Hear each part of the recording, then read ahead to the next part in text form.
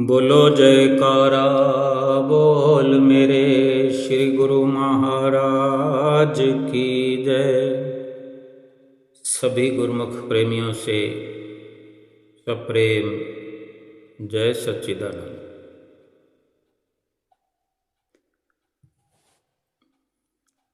जिस तरह इंसान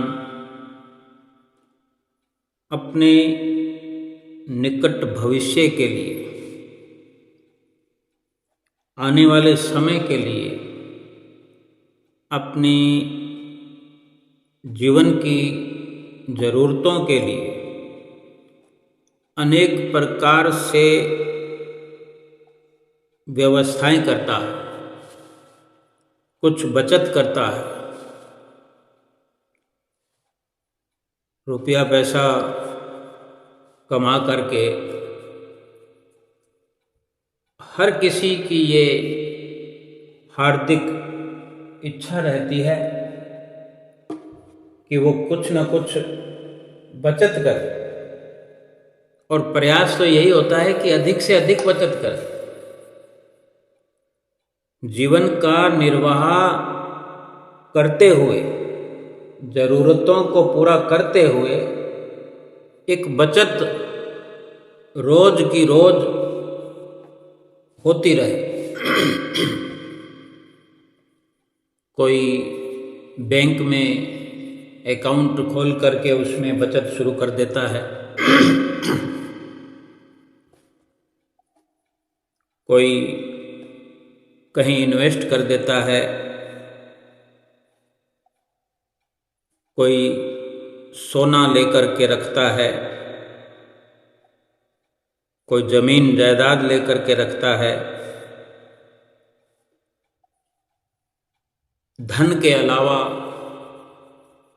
और भी बहुत सारी वस्तुएं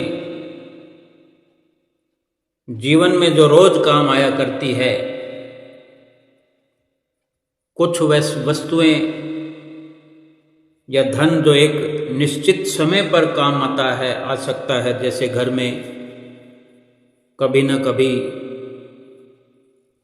बच्चों की शादी का अवसर आता है, कभी अपने मकान को एक नया रूप देने का अवसर आता है।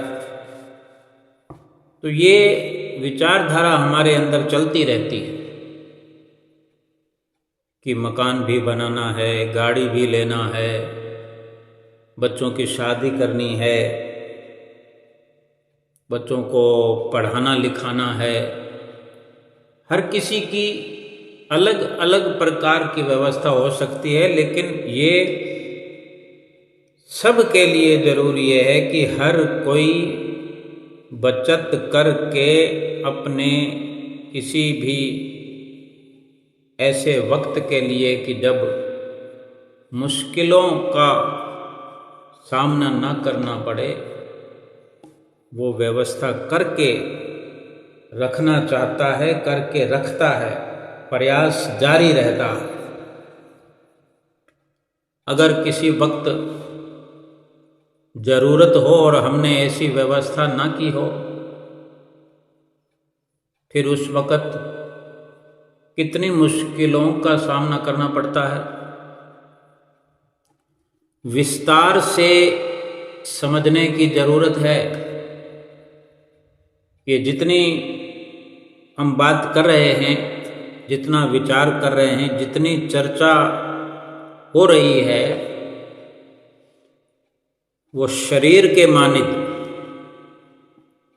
शरीर के निमित्त अब तक हम विचार कर रहे हैं कि अगर कोई वस्तु कम या ज़्यादा हो भी जाए तो कोई फर्क नहीं पड़ने वाला। जिसको बचत करना है वो बचत करेगा। अगर किसी वस्तु की कमी हो, अब जिसके पास बचत करने को कुछ है ही नहीं, प्रयास तो वो भी करते हैं जो 500 रुपया रोज कोई मजदूर दिहाड़ी कमाता हो। अगर 600 रुपये की दिहाड़ी है, कभी 2 घंटे ज़्यादा काम भी कर लेता है, 700 कमा लेता है, कभी 4 दिन की लगातार छुट्टी भी हो जाती है। हम 500 रुपये मान लें, 500 रुपये की दिहाड़ी कमाने वाला वो घर चलाता है, अपने 4-5 मेंबर घर में हैं बच्चों सहित। अगर एक परिवार उनका 5 लोगों का भी है, 4 लोगों का भी है, तो 500 रुपये से क्या होता है? वो भी बचत करने का विचार रखता है, इरादा रखता है और बचत करके छोड़ता है, बचत करता है। चाहे 1,000 रुपया महीना ही क्यों ना कमाए, वो ऐसा मान लेता है कि मेरी तो 15,000 रुपये नहीं, 14,000 रुपये ही कमाई है महीने की। अगर 14,000 ही होते, 500 की जगह अगर 450 ही होते हम मेरे रोज के, तो भी गुजारा करता ही। कुछ भी मान करके वो बचत करता है। अगर वो ना भी करे तो भी ऐसा नहीं है कि शादी नहीं होगी बच्चे की। उन लोगों के घर भी तो शादियां होती हैं, क्योंकि सारे इंतजामात जो हैं भगवान ने हर किसी के लिए निश्चित किए हुए हैं। अनेक प्रकार की बचत करने पर भी अनेक प्रकार की चपत भी लग जाती है। हमने किसी प्रकार का इंतजाम किसी वस्तु के लिए, किसी काम के लिए बचत की हो, सेविंग की हो, लेकिन वो बीच में अचानक कोई ऐसा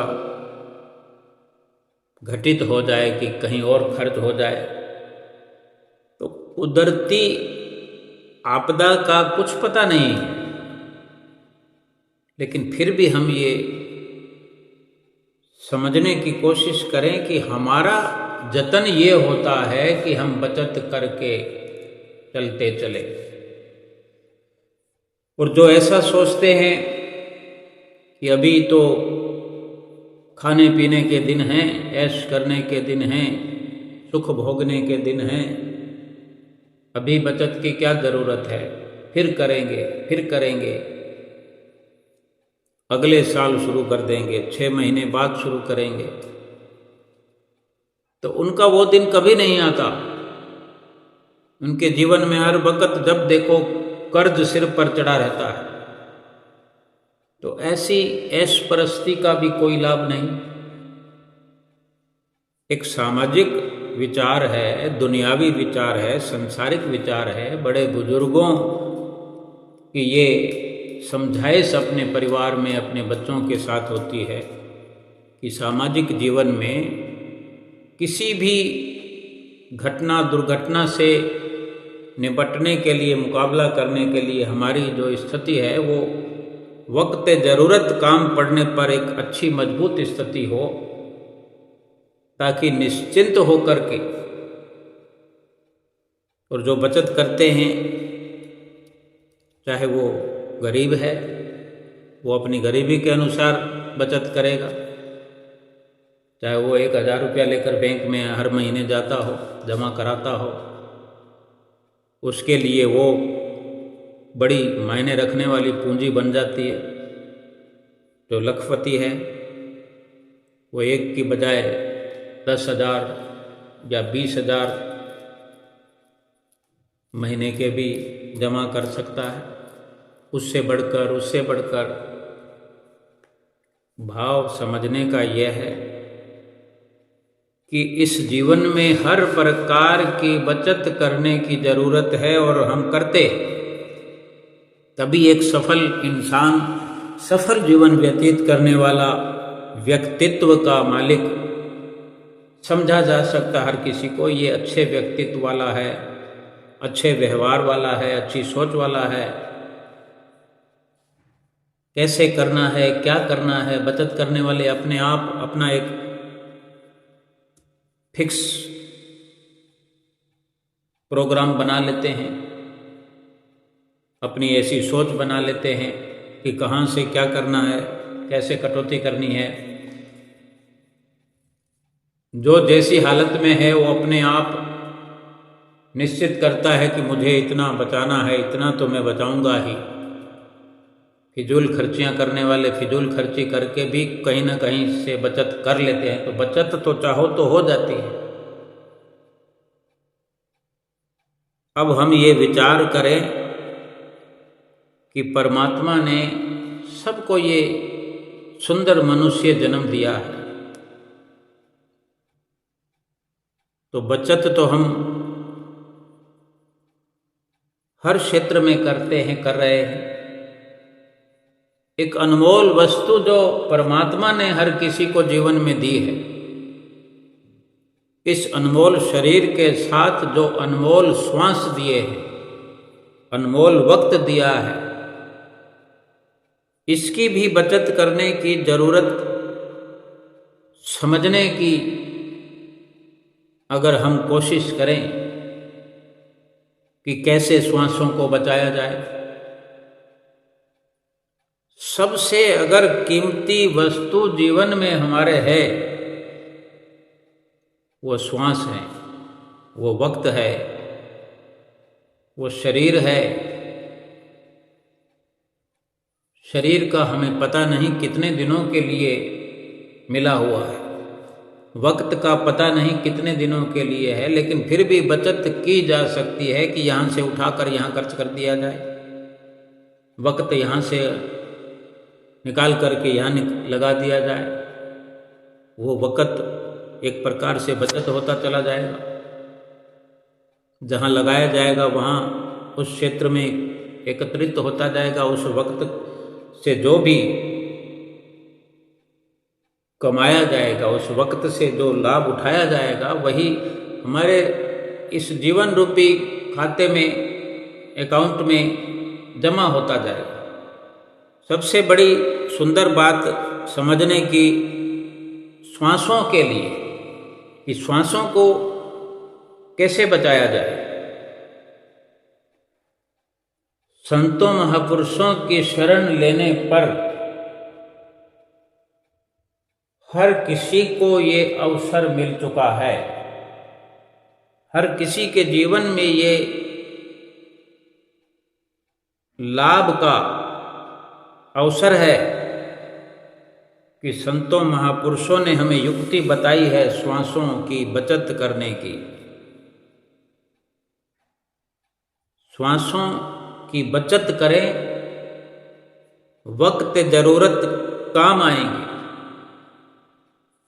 सतगुरु से सच्ची प्रीत करें, वे श्वास श्वास में नाम जपाएंगे और हम भव सागर से तर जाएंगे। कैसे बचाना है श्वासों को? कि बहुत कोई मुश्किल काम नहीं है, या यूं कहें कि श्वासों की बचत करने से अधिक सरल काम कोई और नहीं है। धन कमाना मुश्किल हो सकता है, धन बचाना मुश्किल हो सकता है, समय बचाना मुश्किल हो सकता है, शरीर बचाना मुश्किल हो सकता है। अगर श्वासों को बचाना सीख जाएं तो वक्त अपने आप बचेगा, ये शरीर भी अपने आप बचेगा, लाभ ही लाभ होगा, धन भी बच जाएगा। धन को बिना बचाए बच जाएगा। धन को बचाने के लिए अलग से मेहनत नहीं करनी होगी, अलग से पुरुषार्थ नहीं होगा, अलग से कोई सोच विचार या मुश्किलों का सामना कि कैसे बचत करें धन की, ये भी जरूरत नहीं पड़ेगी। क्योंकि जिसने अनमोल से अनमोल वस्तु को बचाना सीख लिया, तो धन तो श्वासों के मुकाबले कुछ भी कीमत नहीं रखता। जिसने श्वासों को बचाना सीख लिया, उसने क्या करोड़ों, क्या अरबों, क्या खरबों, कोई सीमा नहीं है, कोई वर्णन नहीं है कि उसने क्या क्या बचा लिया। सब कुछ बचा लिया।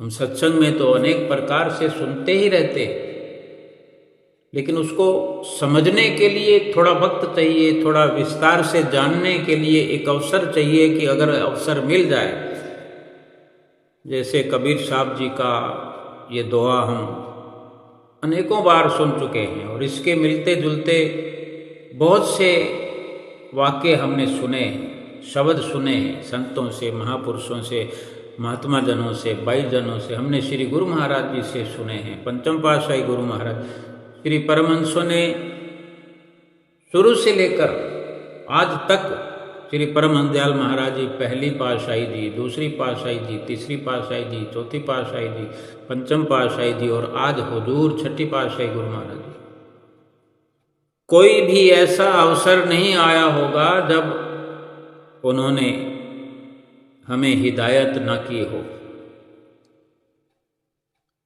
श्वासों को बचाने की युक्तियां भी बताई है। कबीर साहब जी ने जो वर्णन किया कि कहता हूँ कह जात हूँ, कहा बजाऊं ढोल, श्वासा खाली जात है, 3 लोग का मोल। और ये सबसे बड़ी बात है कि उन श्वासों को बचाना है जो फिजूल जाया हो रहे हैं, खाली जा रहे हैं, बेकार जा रहे हैं, जिससे कुछ हम लाभ उठा ही नहीं रहे। बेकार जाने वाले श्वासों को बचाना है। ये कितनी खुशकिस्मती है हमारी। अगर ये श्वास अगर हम बचाएंगे नहीं तो ये एकदम से बेकार ही खर्च होते चले जाएंगे। एक के साथ दूसरा लाभ भी है कि ये श्वास लेखे भी लगेंगे और श्वास बचेंगे भी सही। और कोई ये विचार करे कि श्वासों को अगर बचाने की कोशिश करेंगे, अगर श्वास को लेना बंद कर दें तो जिएंगे कैसे? कोई फर्क नहीं पड़ेगा। बल्कि श्वासों को बचत में करते हुए, सांसों की बचत करते हुए जीवन बेहतर प्रकार से हम जी सकेंगे, स्वस्थ जीवन जिएंगे।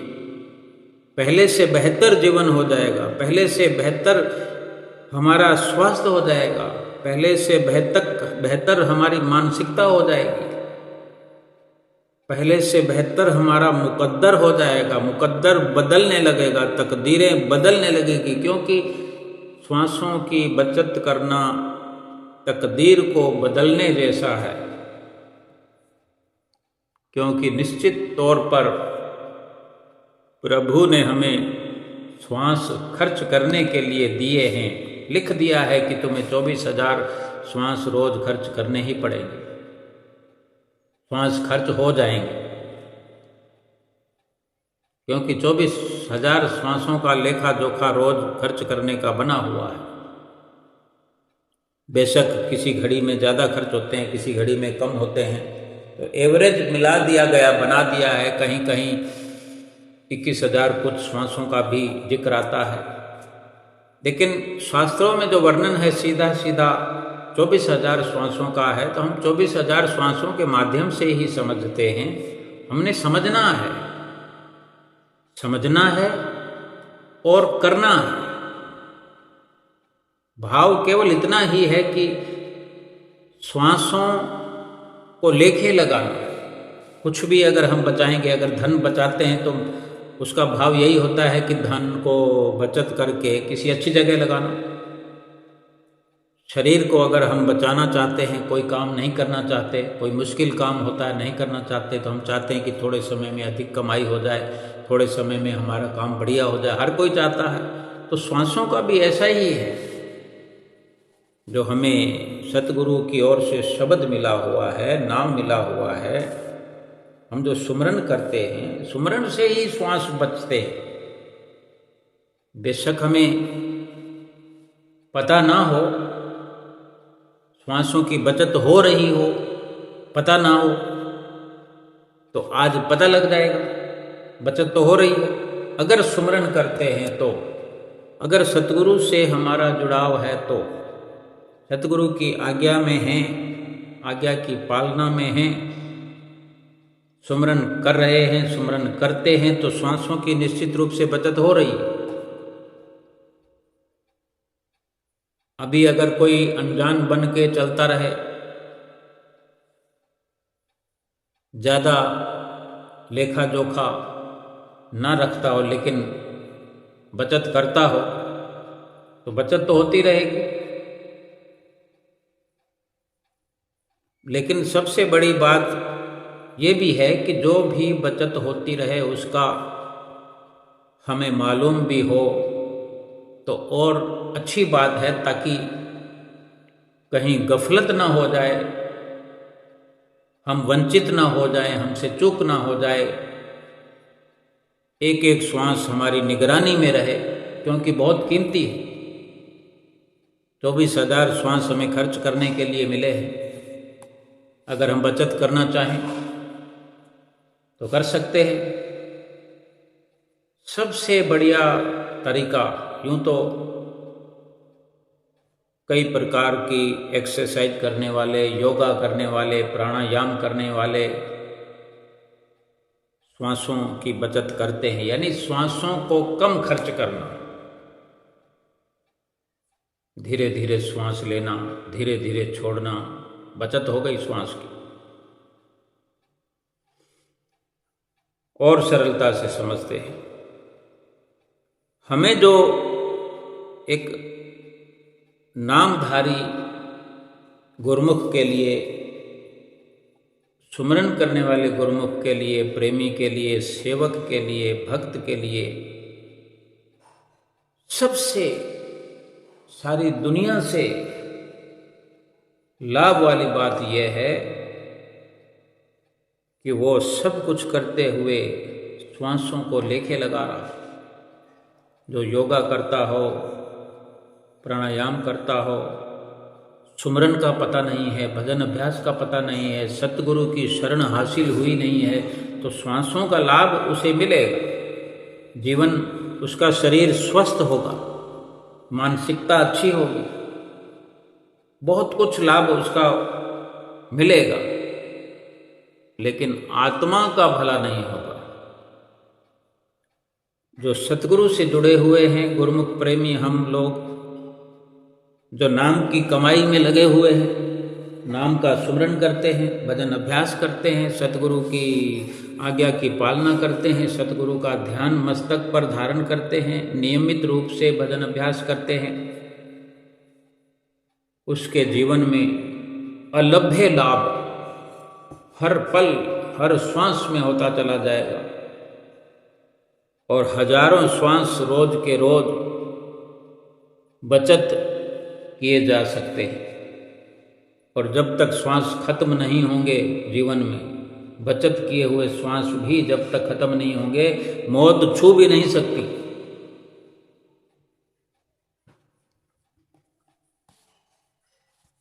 चौबीस 24,000 श्वास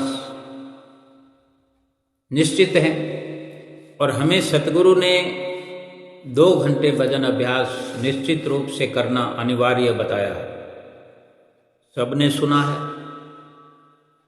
अनेक बार सुना है, कई बार लगातार बार बार सुना है, कल भी सुना होगा, परसों भी सुना होगा, आज भी सुना होगा, फिर सुन रहे हैं। 24 घंटों में 24,000 श्वास खर्च करने के लिए परमात्मा ने दिए हैं, यानी 2 घंटे में 2,000 श्वास खर्च करने के लिए आज़ादी है। अब जब सुमरन करते हैं, श्वास को धीरे धीरे लेना होता है, ठीक प्रकार से समझें। अगर 1 घंटे में 1,000 श्वास खर्च करने होते हैं, अगर सुमरन कर रहे होते हैं तो 1 मिनट का हिसाब लगाते हैं। 1 घंटे में 1,000 के हिसाब से और 24 घंटे में 24,000 श्वास खर्च होने के हिसाब से 1 मिनट में लगभग 16-17 के आसपास श्वास खर्च होते हैं। जबकि सुमरन में सरल से सरल प्रकार से करें, सरल से सरल तरीके से करें, श्वास नीचे से ऊपर और ऊपर से नीचे आकर जब श्वास खत्म होता है तो बड़े आराम से धीरे, बिना मुश्किल पैदा हुए, अगर श्वास को धीमी रफ्तार में लें, धीरे धीरे श्वास को लें, मस्तक तक ले जाएं, सतगुरु का ध्यान धरते हुए, फिर वहाँ थोड़ा सा विश्राम, 1 सेकेंड 2 सेकेंड के लिए, पहले सब कुछ छूट है, भाव केवल ये होना चाहिए कि मैं सतगुरु के बताए अनुसार भजन सुमरन की ये एक अच्छी शुरुआत कर रहा हूँ। बेशक हम पहले से करते हैं, लेकिन इस प्रकार से अपनी विचारधारा को रखेंगे तो एक हिसाब किताब का हमारे जीवन में एक शुरुआत हो जाएगी कि हम इस पर नज़र रख सकेंगे। हमारे लिए खुशी की बात है जिसको जो धन बचत करता है, रुपया पैसा बचाता है, कोई सोना खरीद के लाता है, बचत करके रखता है, सिक्के लेकर के रखता है, कोई चांदी के सिक्के लेकर के रखता है। जिस जिस भी वस्तु की जिसने बचत की है, जिस जिस वस्तु को जिसने खरीद कर रखा है, जिस जिस वस्तु में जिसने इन्वेस्ट किया है, उसको खुशी होती है कि नहीं? पता है तभी खुशी होती है। अगर एक घर के अंदर मुखिया कोई इन्वेस्ट करता है और बच्चों को बताता है कि बच्चों हमने एक प्लॉट लिया है, तो उसमें आजकल अधिकतर ऐसा भी होता है कि वो मुखिया जो है, पिता जो है, कुछ वस्तु किसी बच्चे के नाम से, कुछ किसी बच्चे के नाम से, ऐसा भी होता है। तो सबको खुशी हो जाती है, यानी कुछ भी एकत्र करने पर खुशी होती है कि हमारे पास ये है, हम इसी चीज़ से जुड़ गए हैं। प्लॉट हमारा 2, 4, 5, 10, 20, 100, 200 किलोमीटर दूरी पर है, लेकिन खुशी हमें यहाँ हो रही है। अब श्वास हमारे इस जिस्म में चल रहे हैं, हमारे शरीर में श्वास चल रहे हैं, हमें खबर नहीं है। रुपया हमारी जेब से जा रहा है, क्या हमें खबर ना हो? ये अच्छी बात तो नहीं है। क्या हमने कमाया, क्या खर्च किया, क्या बचत किया, कहाँ रुपया जाया गया, बेकार गया, कहाँ लेखे में लगा, किसका लाभ हुआ, किसका नहीं हुआ। हर प्रकार से एक समझदार प्राणी इस प्रकार की समझ बूझ रखता है। अब श्वास को भी हम इसी प्रकार से समझेंगे, अपने आप को रिलैक्स करते हुए, क्योंकि इसके साथ समय भी जुड़ा हुआ है। अपने मन मस्तिष्क को बिल्कुल हरा भरा करते हुए, हरियाली पैदा करते हुए, आंख बंद करें, आंख खोलें, एक हरियाली का अनुभव करें, खुशी का अनुभव करें। सब कुछ अपने आप पर निर्भर करता है। हमारे अंदर चिंताएं, परेशानियां, बहुत कुछ इस जीवन के अंदर आ जाता है, आया हुआ रहता है, लेकिन उसमें तब्दीली को लाना भी हमारे हाथ में अधिकार दिया है प्रभु ने। श्वास दिए हैं तो ये छूट दी है 24,000 श्वास खर्च करने की, लेकिन बचत करने के लिए मना नहीं किया कि तुम अगर इससे कम खर्च करोगे तो मर जाओगे, श्वास निकल जाएगा। हाँ, श्वास को रोक कर ही बैठे रहो, मरने का इंतजार ही कोई करता रहे तो फिर तो मर जाएगा, श्वास निकल जाएगा। केवल बचत करने की, घर गृहस्थी में भी बचत उतनी ही ठीक मानी जाएगी कि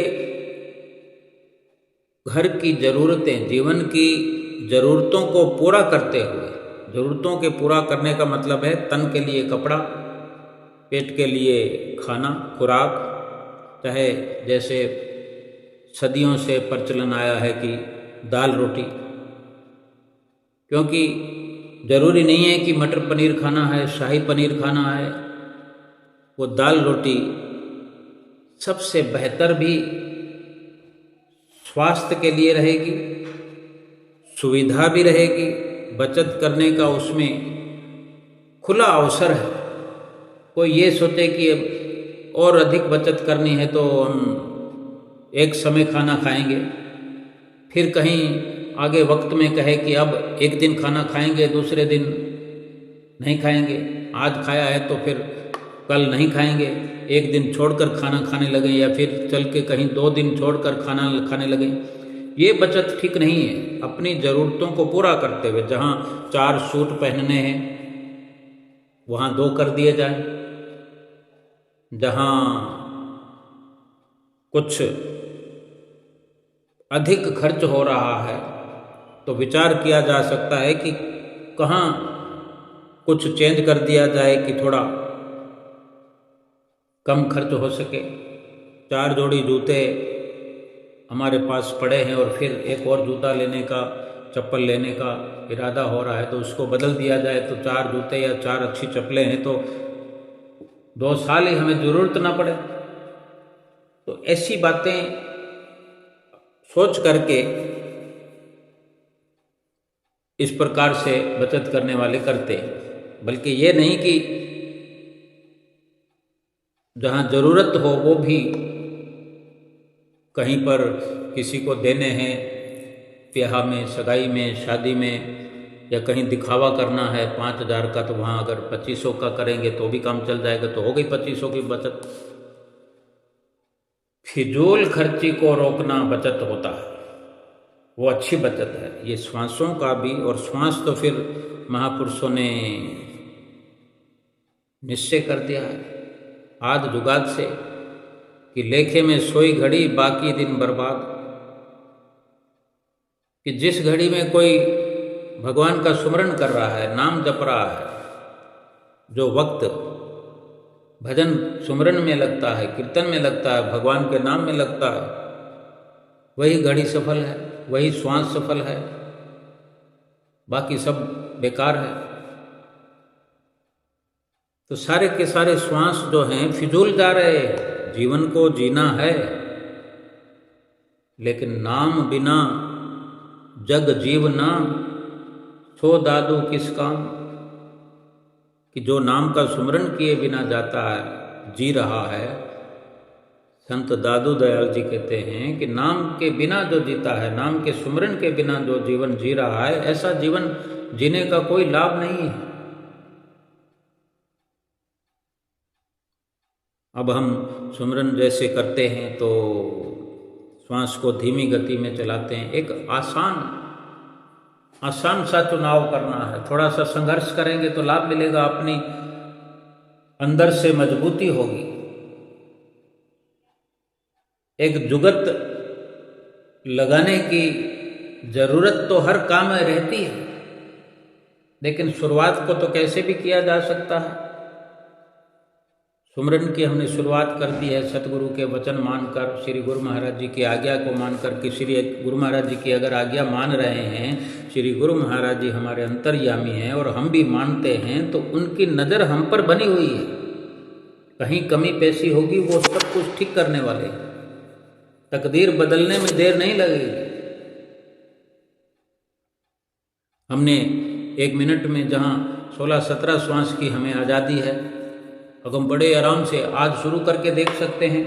ये एक्सपेरिमेंट, ये खोज, ये हम अपने आप से करें घड़ी को देखते हुए। घड़ी का सेकंड का जो सेकंड की सुई चल रही है, वो पूरा चक्कर घड़ी में 12 अक्षरों पर चलाएगी, चक्कर लगाएगी, तब 1 मिनट होगा, यानी 60 सेकंड होंगे। देखें 1 मिनट में 16-17 श्वास हम लेते हैं, इसका भी तजर्बा करें, क्योंकि 24 घंटे में बड़े ऐसे पल आते हैं जब हमें पता नहीं लगता कि बड़े तेज श्वास चल रहे होते हैं, या जिसमें देखें कि नींद का समय होता है, बड़े तेज श्वास होते हैं, धड़ा धड़ श्वास आ रहा है, जा रहा है। 1 मिनट में 16-17 से ज़्यादा भी हो जाते हैं, कई बार कम भी होते हैं। लेकिन अब जो सुमरन की हम बात करते हैं, प्रयास करते हैं, कोशिश करते हैं, शुरुआत कर चुके हैं, तो ये हमारी निगरानी में, हमारे नॉलेज में ये होगा कि श्वासों को धीरे चला रहे हैं। पहले श्वास हमें चलाया करते थे, श्वास लेते हैं तभी तो हम जिंदा रहेंगे, तभी हम चलेंगे, श्वास होंगे तभी चलेंगे, श्वास जब खत्म हो जाएंगे फिर कौन चलता है। लेकिन अब ये निश्चित हुआ कि अब हम श्वासों को चलाने लगे। ज़्यादा नहीं तो चलो 2 घंटे के लिए ही सही, 2 घंटे सुमरन करना है हमने, एक साथ करते हैं तो एक साथ, और 1-1 घंटा 2 बार करते हैं तो 1 घंटे का हिसाब लगा लें। हमने अभी 1 मिनट का हिसाब लगाना शुरू किया है। 1 घंटे में 16-17 श्वास, 24,000 एक दिन के श्वासों के हिसाब से जो 1 मिनट में खर्च होते हैं 16-17 श्वास। अब जो हम सुमरन में जो धीरे धीरे श्वास ले रहे हैं, घड़ी को देख कर के हिसाब लगाएं कि कितनी देर तक हम श्वास को धीरे धीरे ऊपर ले जा सकते हैं। सतगुरु का ध्यान करें, शब्द का अपने अंदर श्वासों के साथ शब्द की शुरुआत करें। जबान को हिलाना नहीं है, बोलना नहीं है, श्वासों के साथ चलाना, एक अनुभव करना है। शब्द का आधा हिस्सा जो श्वास को लेते हुए ऊपर तक, फिर ऊपर से चलाएं तो शब्द का आगे का आधा हिस्सा फिर नीचे आते हुए ये श्वास पूरा हो गया। और घड़ी को देखें कि हमारे श्वास ऊपर जाने में और नीचे आने में बड़े आराम से अगर 20 सेकंड भी हम एक श्वास को पूरा करने में लगाते हैं तो 60 सेकंड में 3 ही श्वास चले। और हम जहाँ समझ रहे हैं, जान रहे हैं कि वर्णन है शास्त्रों में, और वर्णन ही नहीं है, ये सच्ची बात है कि 1 मिनट में 16-17 श्वास खर्च होते हैं। हम 16 समझ लें, कहाँ 16 श्वास और कहाँ 3 श्वास। और थोड़ा आसान करना है तो चलो 15 सेकंड में हम एक श्वास को पूरा कर लेते हैं। ओखा होने की ज़रूरत ना हो, बड़े आराम से 7 सेकंड तक हम श्वास को ऊपर ले जाते रहेंगे। बस श्वास वही है सफल, जो ऊपर जाए और वापस नीचे आए, बीच में न टूटे, मुकम्मल तौर से उतना ही। नहीं तो उसको एक बार लगा करके छोड़ दें, फिर टूट जाएगा बीच में। ऐसे तो 40 सेकंड तक श्वास चलता जाएगा, ऊपर चलता जाएगा, लेकिन उसको वापस भी तो लाना है। तो आसान सी शुरुआत करनी है। जैसे अभ्यास बढ़ता जाएगा, अनुभव अपने अंदर से अनुभव खुलता जाएगा, अपने नॉलेज में सब कुछ रहेगा। ये हमारी ओर से किया हुआ हमारे इस जीवन का सबसे बेहतरीन और सबसे बड़ा अनमोल एक्सपेरिमेंट होगा। ये हमारे जीवन की, हमारी स्वयं की वैज्ञानिकता है। हम अपने जीवन के वैज्ञानिक हैं। वैज्ञानिकों ने बड़े बड़े आविष्कार किए होंगे।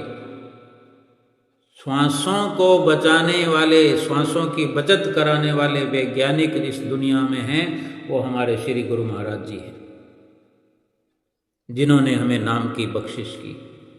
अब हम विचार करें कि 1 मिनट में 4 श्वास लिए, 16-17 की जगह 16 श्वास की जगह 4 लिए तो 12 श्वासों की बचत हो गई।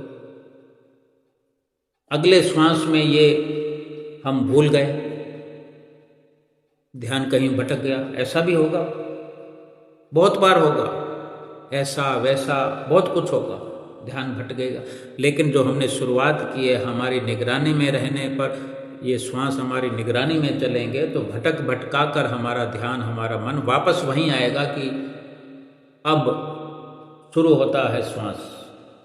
चाहे 1 मिनट में 16 श्वासों का हिसाब है, 1 मिनट में हमने 3-4 श्वासों को तो अच्छे से चला लिया। अगला मिनट जो है वो डगमगा गया तो उसके आगे वाला मिनट काम में ले लिया जाए।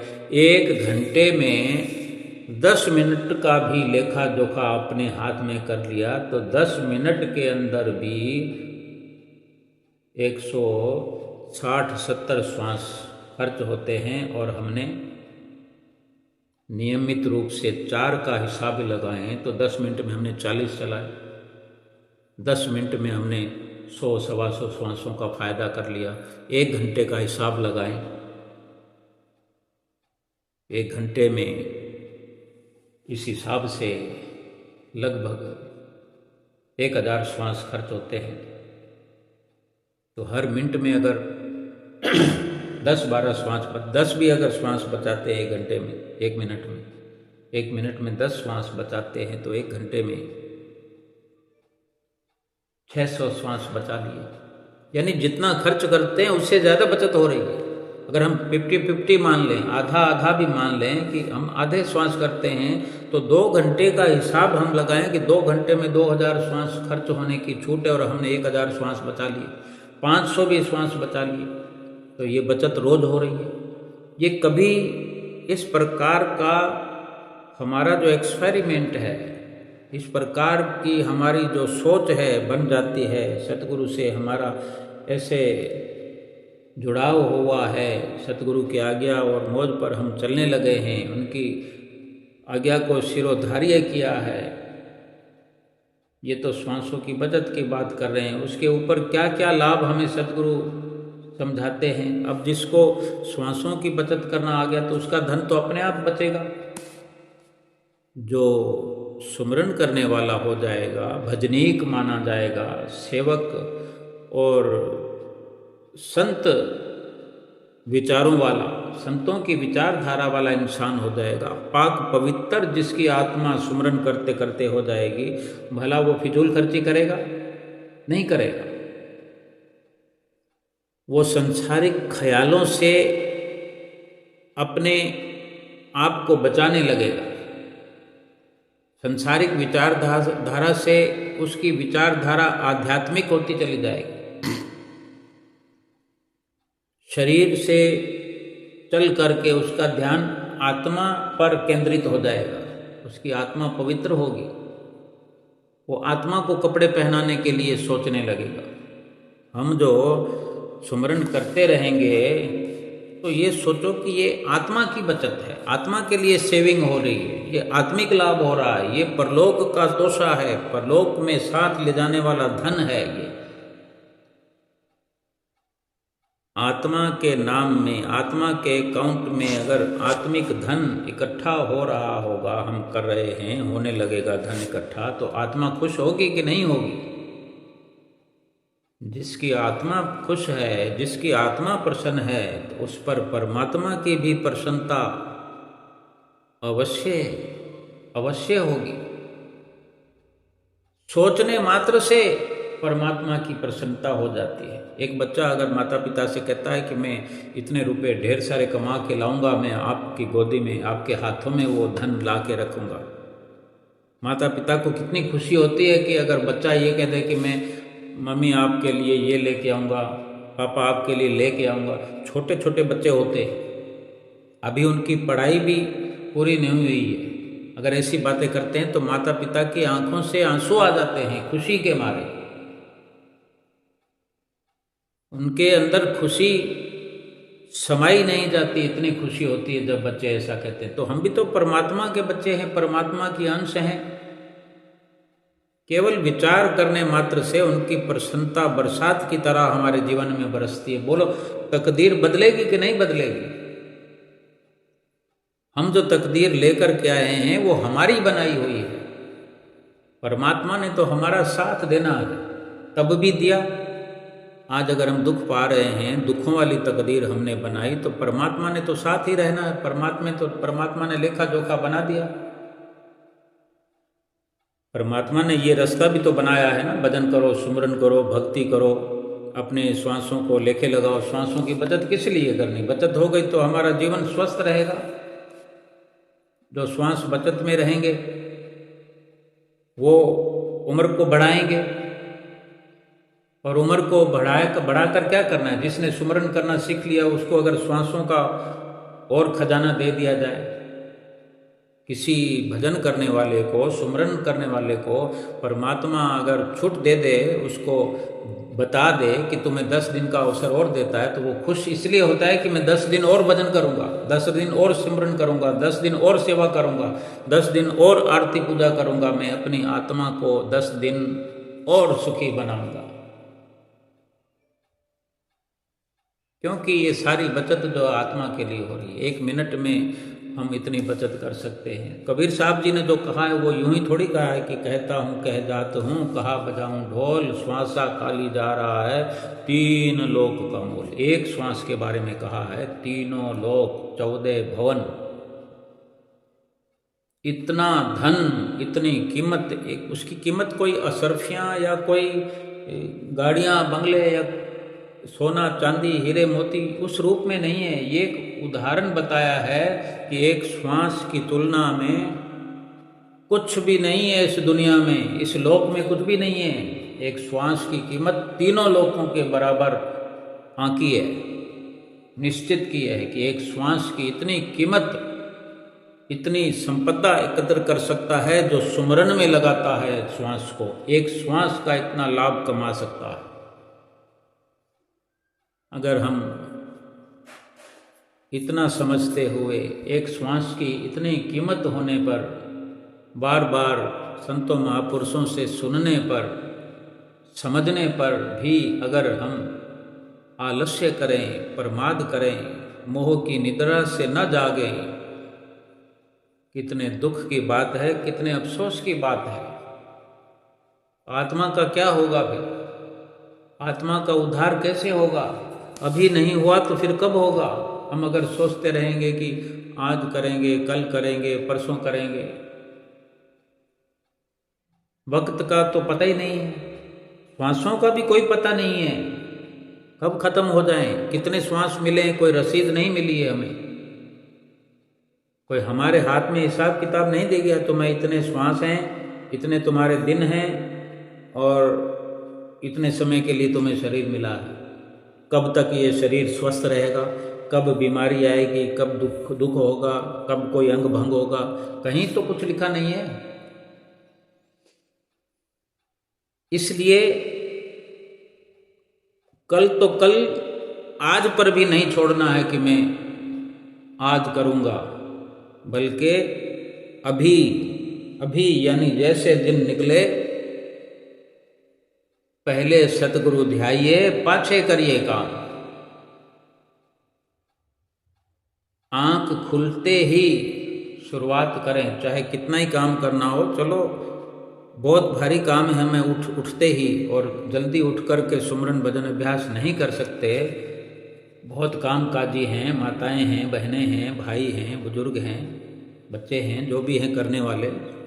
कोई पढ़ने वाला है, कोई पढ़ाने वाला है, कोई दुकान जाने वाला है, कोई नौकरी जाने वाला है, कैसे भी है, जल्दी नहीं उठ सकते।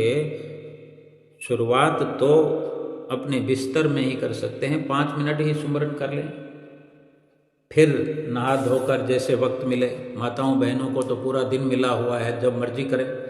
सुबह नहीं उठने वाले हैं तो सुबह उठने जैसा तो कोई लाभ ही नहीं है। नहीं उठ सकते तो कोई परेशानी वाली बात भी नहीं है। हमारे श्री गुरु महाराज जी ने छूट दी है कि 24 घंटों में जब चाहे हम करें। हमने 2 घंटों को लेखे लगाना है, स्मरण करना है। एक वक्त ऐसा भी आएगा जब ये श्वासों को इकट्ठा करने का शौक पैदा हो जाएगा, तो मन में विचार आएगा कि अब और ज़्यादा श्वासों को बचत करना है, यानी और ज़्यादा सुमरन करना है, और ज़्यादा भजन करना है, भजन अभ्यास करना है। क्योंकि जो आत्मा की खुशी झलकने लगती है जीवन में, आत्मा का जो प्रकाशित रंग रूप अंदर फैलने लगता है सुमरन के प्रताप से, जब नाम का जो प्रताप है, नाम का जो प्रभाव है, वो अंदर के वातावरण को, हृदय के वातावरण को प्रभावित करता है, उसका जो प्रकाशमयी उसकी जो झलक है वो बाहरी जीवन में भी झलकने लगती है। कभी भी ऐसे सुमरन भजन करने वाले कहीं भी चलते हों, संसार में रहते हों, आते जाते, उनसे संपर्क करने में ये नज़र आता है कि हर वक्त वो खुशी की बात करते हैं, हर वक्त वो सत्संग की बात करते हैं, सुमरन की बात करते हैं, परमात्मा की बात करते हैं, सच्चे सुख की बात करते हैं, परलोक की बात करते हैं, परलोक के धन की बात करते हैं। संसार के संसारिकता का क्या विचार रखना, संसार के झूठे धन की क्या बात करना, इस शरीर के सुखों की क्या विचारधारा को आगे बढ़ाना, शरीर का क्या हालचाल पूछना। हालचाल तो अपनी आत्मा का पूछो, दूसरे की आत्मा का पूछो। एक दूसरे को आत्मा का हाल बताना, आत्मा से मिलना मिलाना, क्योंकि इसी का सब मोल है। शरीर का क्या है, कोई समझने की बात है तो कभी कोई पूछता है भाई तुम्हारा मकान कैसा है। किसी मित्र से मिलते हैं हम, या कोई हमसे मिलता है, हमसे कोई पूछता है तुम्हारा मकान कैसा है, ठीक है, तुम्हारे मकान की तबीयत ठीक है। कोई कहता है ऐसा कि हाँ मेरे मकान की तबीयत ठीक है, तुम्हारे मकान की क्या हालत है? ठीक है, स्वस्थ है? तो ये शरीर मकान ही तो है। भाव हमारे अंदर होना चाहिए। आत्मा का भाव तभी रहेगा दूसरे के प्रति भी और अपने प्रति भी, जब आत्मा के लिए हमारी विचारधारा, हमारा अनुभव खुल जाएगा। आत्मिक स्तर पर हमारी विचारधारा चलती होगी, आत्मिक स्तर पर हमारा सुमरन चलता होगा, आत्मिक स्तर पर हमारे ये श्वास चलते होंगे। श्वास जो बचत किए जाएंगे वो इसी उम्र में भी अगर खर्च ना भी हो पाए, ये विधि का विधान है, जो परमात्मा चाहे वो कर सकता है। श्वास हमारे बचे हुए हमारे ही काम आएंगे। वक्त ज़रूरत, यानी जब हमें ज़रूरत हो, हमारा अगर प्रभु से मेल है तो हमसे पूछा जाएगा कि तुम्हारी क्या इच्छा है। हमारी जमा पूंजी हमारे ही काम आएगी। एक मरते हुए इंसान को भी अगर बैंक के खाते में अकाउंट हो और वो चल फिर ना सकता हो, उठ ना सकता हो, तो बैंक का कर्मचारी घर पर आकर भी तस्दीक कर सकता है। दस्तखत करवाना हो, अंगूठा लगवाना हो, कोई स्टेटमेंट लेनी हो, बदलनी हो, वकील वगैरह सब घर आ जाते हैं और ये सारी सुविधा है।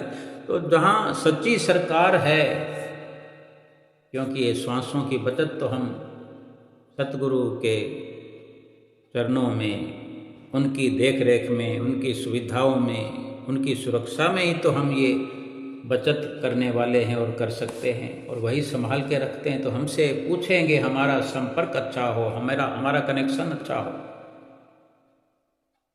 और फिर ये आवाज़ किसी को नहीं आती कि सतगुरु हमसे हाल पूछ रहे हैं, परमात्मा हमसे हाल पूछ रहे हैं। फिर बताने जैसा, सुनाने जैसा, पूछने जैसा कुछ भी नहीं रहता, क्योंकि सोच विचार से विचार मिल चुका होता है।